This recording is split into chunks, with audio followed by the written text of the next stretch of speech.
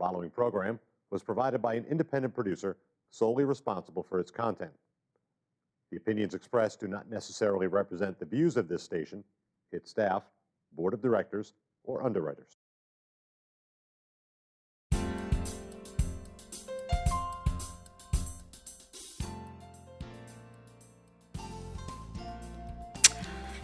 Today we're visiting a farm, but it's not the ordinary kind of farm where you shop for fruit and vegetables, but rather for a specific type of flower. This farm raises daylilies, over 4,000 cultivars of them. This colorful 2-acre garden of nothing but daylilies. Oh, there are a few other types of flowers like Asiatic and Oriental lilies, and a few gigantic Oriented lilies. But for the most part, it's all about the daylilies. So let's get going.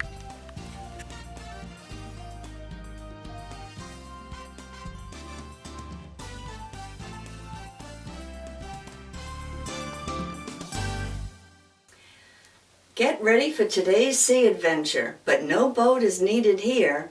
Today we're going to visit a sea of magnificent color, of thousands and thousands of daylilies. Today we're visiting Harmon Hill Farm in Hudson, New Hampshire, where owner Carl is going to give us a tour of all of these magnificent specimens he has here. So keep your garden passport handy while we dive into another adventure beyond the garden gate. Well, we're moving out into this sea of color. It is so beautiful, and I love the way you have a real lily dispersed amongst all of the daylilies, and you can really see the difference in them. So, but right here is a lovely one. It's nicely ruffled. Yep. And it's like a pale pink or almost a peach.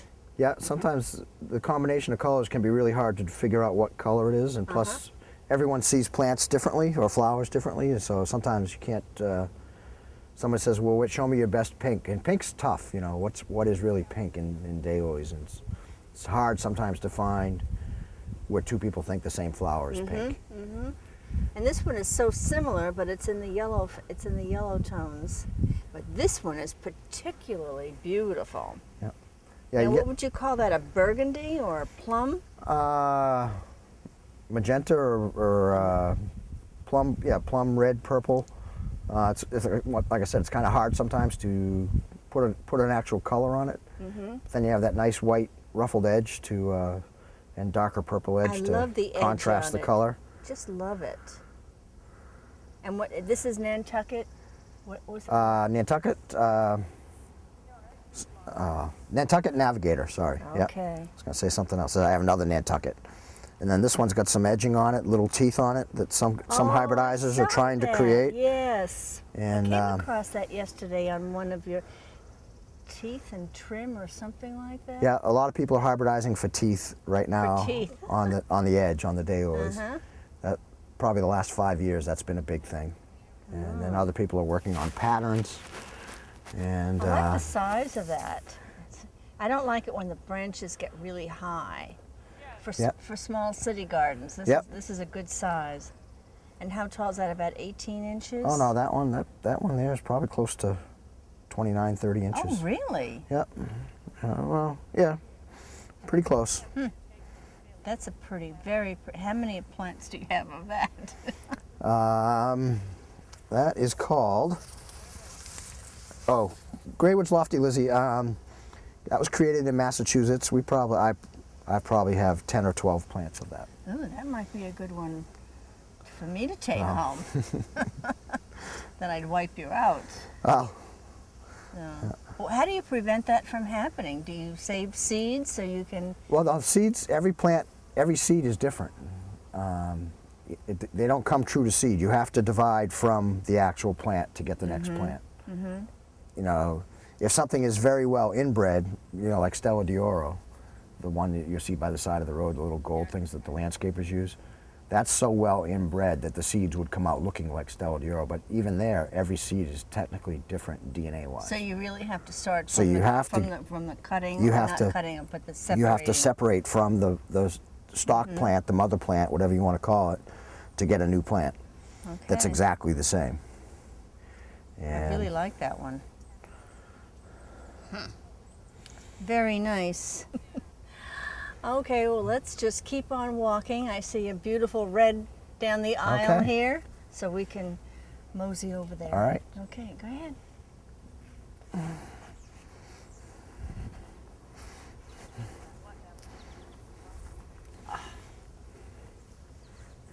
This is spectacular. Yep, it's nice and tall, which a lot of people like. I like a lot of the tall ones, but this one is called Heavenly United We Stand, and this is actually has already won the first level of award, and I wouldn't be surprised if someday it wins the top award in Is the that right? Daylily world in the next Love few the years. name. Yep, Yeah. yeah, it's pretty good. And it's got what this has. It has some bud count and some branching. The flowers are spread out a little bit, and just a big. This is probably, about a 6.5-inch flower. Pretty, and the red holds up well to the sun. And how do they do for cut flowers? Well, each daylily only lasts a day, so they don't Day. make very good cut flowers. In fact, they can make a mess of your counter if you bring them in and don't clean them up before you go to bed. You'll wake up with a stain on the counter from the dead blossoms. So these die the next night, and a day or two later they fall off. Wow. The color is so pretty. And I'm smelling the lily over here. The true lily, the Yep. lilium. Yeah, that is most likely an oriental. Its fragrance Yep. is magnificent. Okay, well, I wanted to ask you a question. I heard that if you plant an orange and a yellow close by, that the yellow will revert to the orange. Is that true? Now they never revert. Sometimes if someone plants next to an old orange, sometimes they call a ditch lily. It's an old species. It's one of the original. That you see on the side of the road. Yeah. Yeah, those came originally from Asia, but they went to Europe, and when the settlers came, they brought those with them here, and you can still see them on the side of the road hundreds of years later. Those spread by their roots. These you have to spread from the base of the plant. So if you leave a root of the orange one in the ground, I mean, we have orange ones here, but if you the old orange one, those old roots will grow. So what happens is people think they got rid of them, and they pop back up a year or two later. Even salt doesn't kill them on No, the a side lot of of the road. Nothing. No, daylilies are fairly salt tolerant too. So a lot of folks by the ocean can grow them, and they're pretty tolerant of almost anything. Yeah. They're really, they call it sometimes. There's a book out there that calls them the perfect perennial because they love water, but they're drought resistant, and they're just pretty rugged. And they're one of the few perennials we can divide in full bloom. Oh, how interesting. Most perennials, you cannot divide them in bloom because there's a high risk of killing the plant. And daylilies, they're so rugged that we divide. That's when we sell an awful lot to the public, is when they're blooming. People come This and time see them. of the year. Yeah, because they want to see what they're actually Right, getting yep. instead of just a photograph.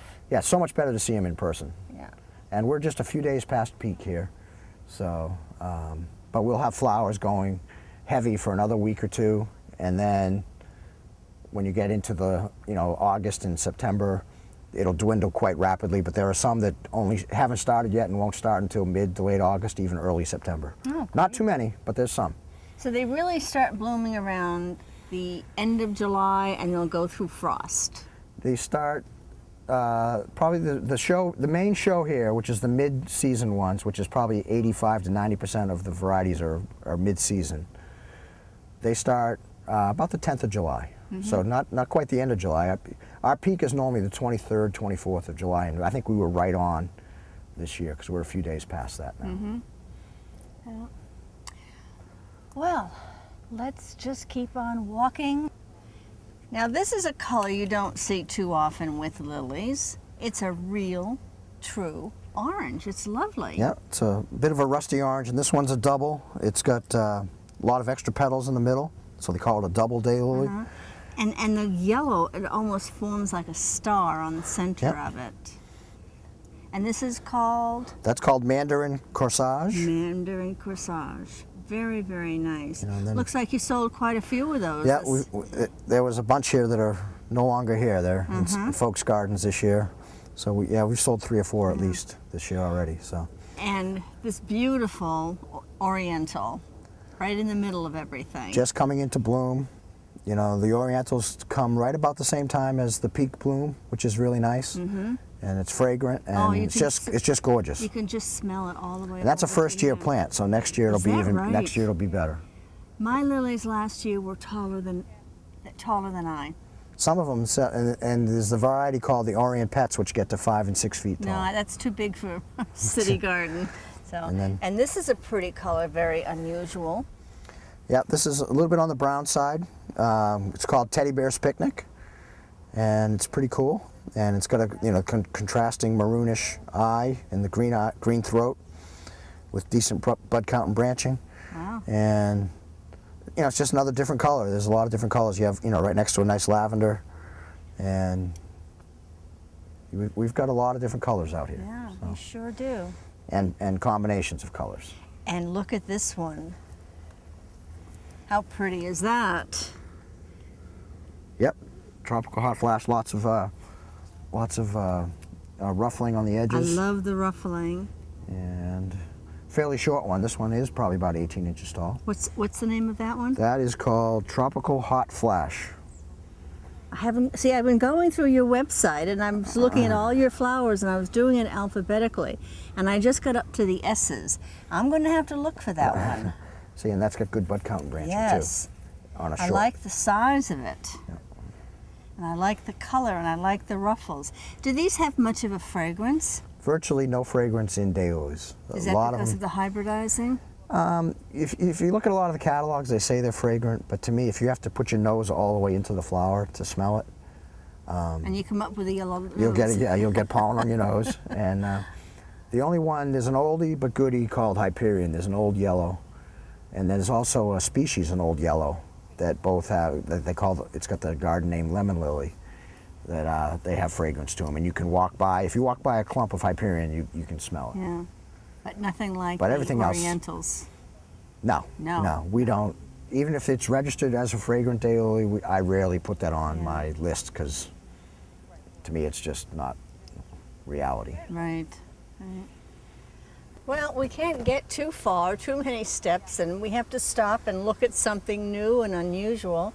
This is a very unusual. I've never seen a daylily like this. What do you call this? That is called, well, it's a spider daylily because it's skinny and narrow and long, and this is about 12 inches across. Wow. And it's called Artillery Fire. It's the first year that I've seen it bloom. We got it last summer. This was created in Georgia by a friend of mine, and this is the actual height. This is almost shoulder high on me, and it's been blooming 12 inches across. And the first time it bloomed about 2 weeks ago, I was way over there, and I saw it, and I said I had to go see what this is because I couldn't remember what was here because it was the first year it's bloomed. And it's been doing this every time. Nice big 12-inch flower, on a maybe 45-inch tall scape. Yes, yeah. So That's what you call the branch. branches? Yep. The stems are called scapes. Scapes. Yep. And this is a spider, and then we have this nice South Seas, which is a corally color. That color is beautiful. Once again, really good bud count and branching, which is what you look for in an outstanding plant. Plus, that color is so distinctive. I don't need a label. If I see that in someone else's garden, I know it's South Seas. It's been around a while. And then we've got this creamy yellow, which was a double. We were just looking at a double before a little while ago. This is a double and a spider. See how it's skinny and it has extra petals coming out? So that's pretty cool too. And that one's got good bud count and branching. Wow. So those are the things we look for to find really good daylilies. Yeah. I love the 'Cause color on that one. when they only last a day, you want as many buds as you can. So you can get continuous and color. the more spacing of the branches, the better the dead blossoms fall off and don't get in the okay. way. So that's branches give you more buds, but it also gives you space so that they don't make, they self-clean. Self-cleaning. Yeah. Could bring some of those inside my house. Anything that's self-cleaning is a good thing for me. And adding to the beauty in this sea of color is an oasis to pause and reflect. Well, we've moved to the other side of the gazebo so we can get a beautiful back view of what's going on the other side of the garden. And the sun is trying to come out, so we'll move over here. So I was going to ask you, what are you going to do with this? As you know, we're having a lecture coming in next month about aging gardeners. And that's just up my alley. So I'm thinking, what am I going to do with my garden when I get to the point where I can't take care of it anymore? Yeah, it's hard. I mean, I'm noticing now every year, every spring, I joke to my wife the ground's getting further away because it's harder to bend over and reach the ground. And so I'm supposed to be scaling back a little bit here, but I've only gone in the wrong direction. I've added too many new daylilies, too many new liliums, and too many iris. Not too many, but a lot more. But those give me color when there aren't other folks here or other plants blooming. So they make me happy. So even if we don't sell them, they make the garden look nice. Yeah.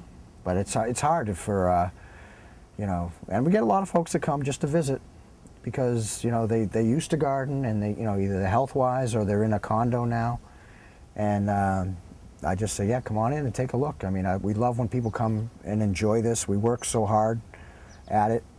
It's great to have people come and just have a happy day, sit in the gazebo and have a cold drink and enjoy the gardens. They are beautiful. So, yeah, I didn't start gardening until I was in my 40s. And then I hit 70 and it was like a wall. And I was like, okay, we have to start closing up some gardens, and we did. And I'm glad we did. But there's an interesting wall back here. And I'd like to take a walk back there and check that out. Okay. We've all heard of the Great Wall of China. Well, this is the Great Wall of Harmon Hill Farm. Every single rock you see was hand dug to make room for this garden. And what a sight it is. Here's a few more daylilies for your enjoyment.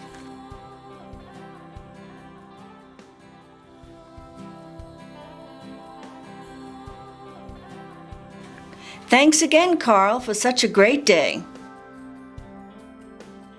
And to all of our viewers, thank you for watching today. I hope you enjoyed today's episode, and please join us again for another adventure beyond the Garden Gate.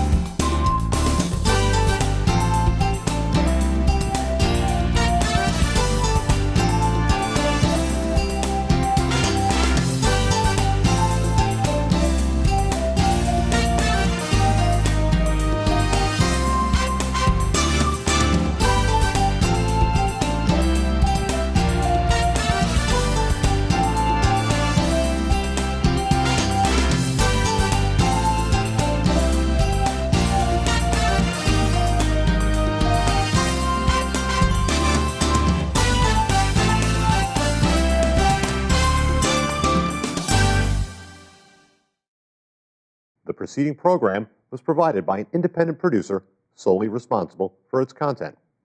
The opinions expressed do not necessarily represent the views of this station, its staff, board of directors, or underwriters.